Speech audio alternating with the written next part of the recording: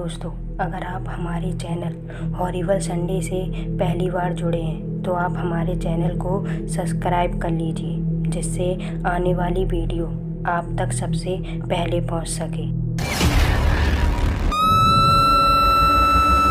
पूरे कॉलेज में किसी की दोस्ती मशहूर थी तो वो थे आर्यन और उसके दो दोस्त अंकिता और राघवेंद्र।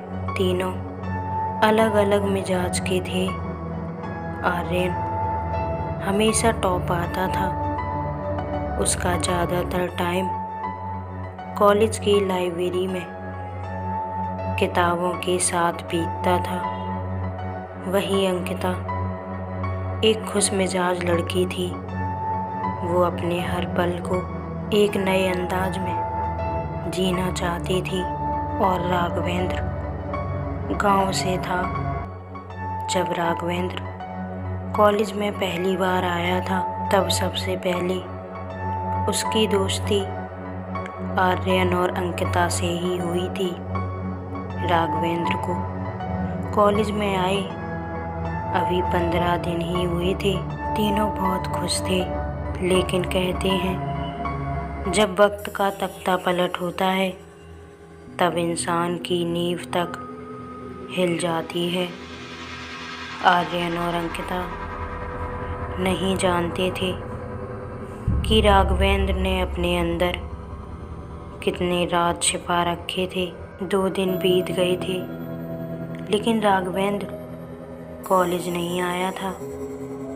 तीसरे दिन भी जब राघवेंद्र कॉलेज नहीं आया तब आर्यन और अंकिता टीचर स्टाफ के हेड से मिले और उनसे कहा कि वो राघवेंद्र के यहाँ फ़ोन करें और पता लगाएं कि वो कॉलेज क्यों नहीं आ रहा।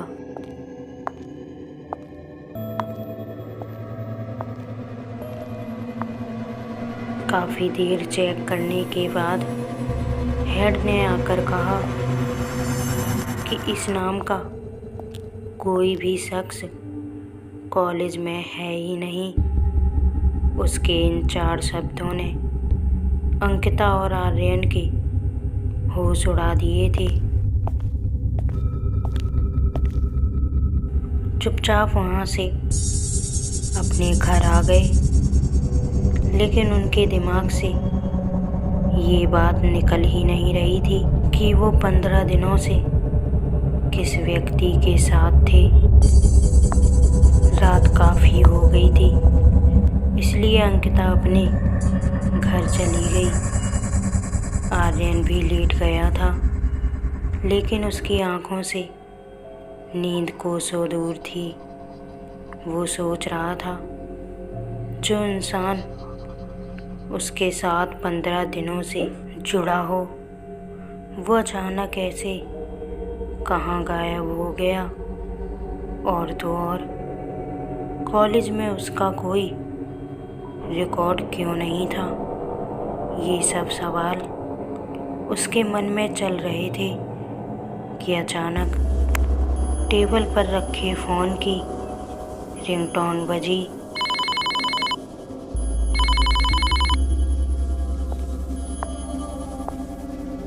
आर्यन ने घड़ी की तरफ देखा तो रात के 1 बज रहे थे। इस वक्त कौन है, ये सोचते हुए आर्यन ने फ़ोन उठाया। फ़ोन किसी अननोन नंबर से था।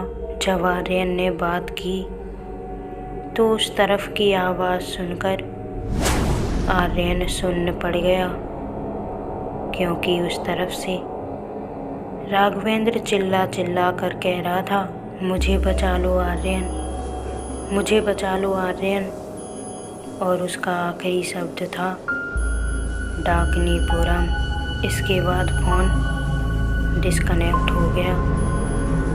आर्यन हड़बड़ा गया था कि आखिर क्या हो गया है। उसने तुरंत अंकिता को फ़ोन लगाया और उसे सारी बात बताई। दोनों समझ गए थे कि राघवेंद्र किसी बड़ी परेशानी में फंस गया है, इसलिए दोनों रात को ही उसे ढूंढने के लिए निकल गए।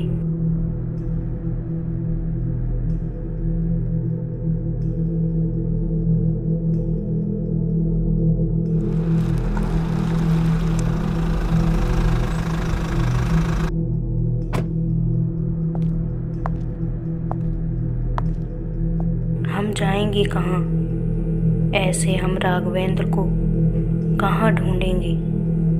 अंकिता की ये बातें सुनकर आर्यन ने कहा, राघवेंद्र किसी डाकनीपुरम का नाम ले रहा था। अंकिता ने अपने फ़ोन में देखते हुए कहा, गूगल मैप यहाँ से 70 किलोमीटर बता रहा है। हाँ, जल्दी करो।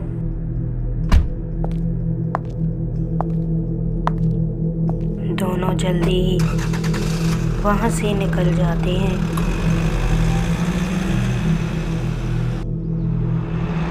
करीब 2 घंटे के बाद आर्यन ने गाड़ी एक चाय की छोटी सी दुकान पर रोक दी। सुबह के 4 बज चुके थे। 1-2 लोग दुकान पर मौजूद थे। अंकिता को गाड़ी में ही छोड़कर आर्यन उस चाय की दुकान पर चला गया। उसने वहाँ खड़े एक शख्स से कहा, सुनिए, मुझे डाकनीपुरम जाना है। यहाँ से कितनी दूर है? डाकनीपुरम का नाम सुनकर उन आदमियों के चेहरे पर भय साफ नजर आ रहा था और वो आर्यन को अजीब निगाहों से देख रहे थे। उनमें से एक शख्स ने लड़खड़ाती हुई जबान से कहा, डाकनीपुरम, वहाँ क्यों जाना है?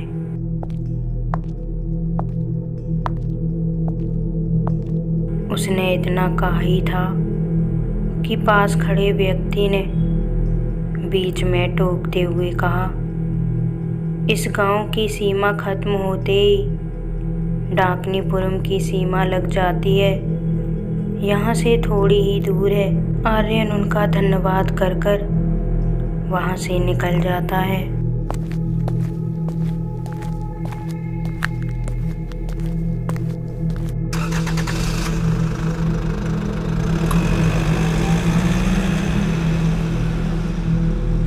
तुमने मुझे हकीकत क्यों नहीं बताने दी?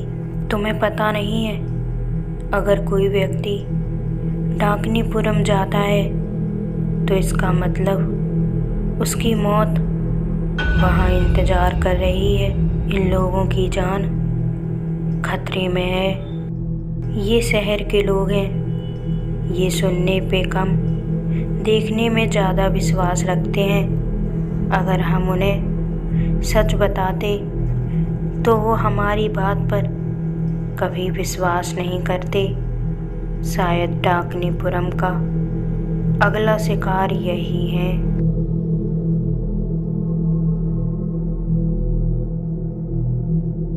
आर्यन वहाँ पहुँच गया था। दिन में भी उस गांव में एक अजीब सी मनहूसियत फैली थी। धीरे धीरे लोग घर से बाहर आ रहे थे। ऐसा लग रहा था जैसे वो पहले से ही आर्यन और अंकिता का इंतज़ार कर रहे थे। आर्यन ने एक व्यक्ति से राघवेंद्र के बारे में पूछा। वो उसे बिना कुछ कहे मुखिया के पास ले गया।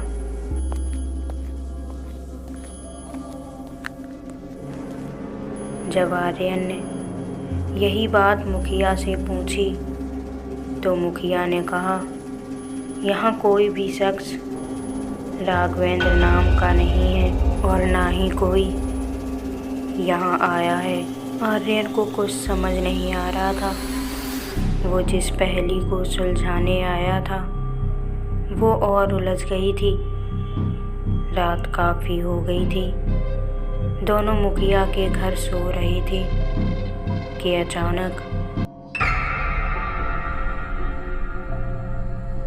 आर्यन को लगा जैसे उसके आसपास कोई मौजूद हो।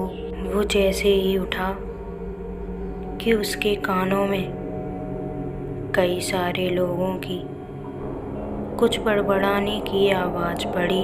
जब वो देखने के लिए घर से बाहर आया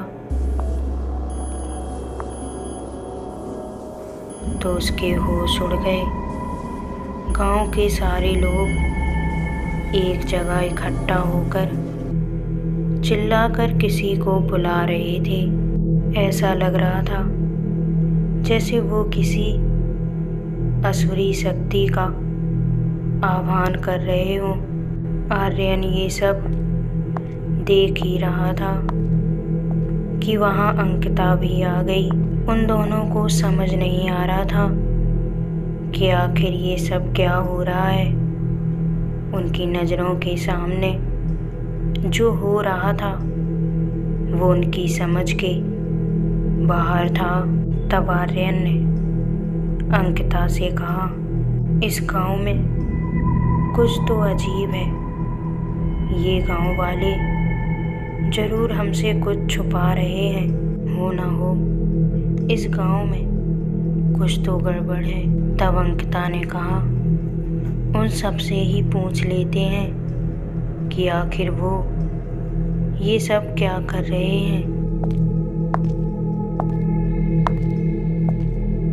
जब दोनों ने इस बारे में वहां जाकर पूछा तो गांव का मुखिया एकदम से आगे आ गया और कहा,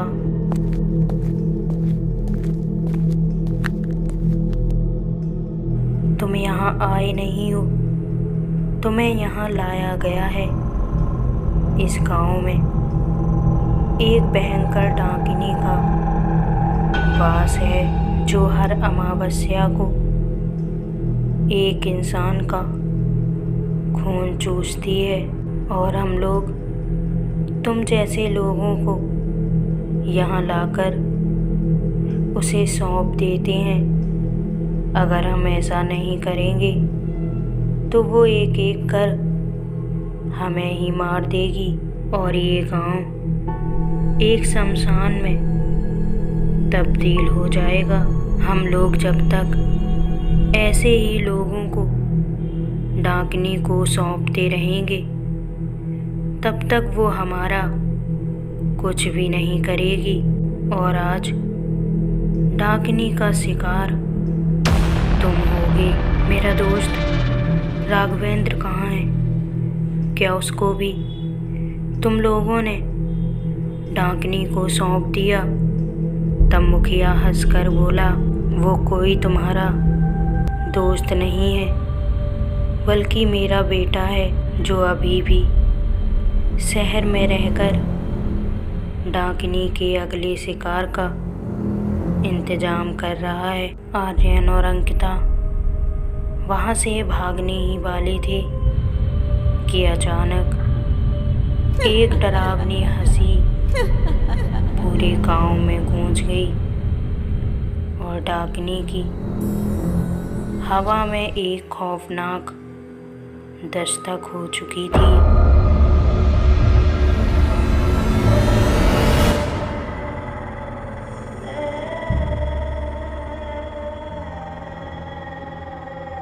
सारे गांव वालों ने आर्यन की तरफ इशारा करते हुए कहा, ये है तुम्हारा शिकार।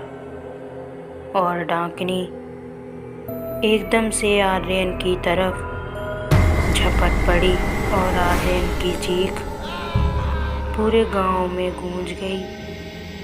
इसके बाद अंकिता का कुछ पता नहीं चला। पता नहीं कितने लोग उस गांव में बलि चढ़ने वाले थे। आखिर क्यों उस गांव में डाकनी का वास था, डाकनीपुरम का?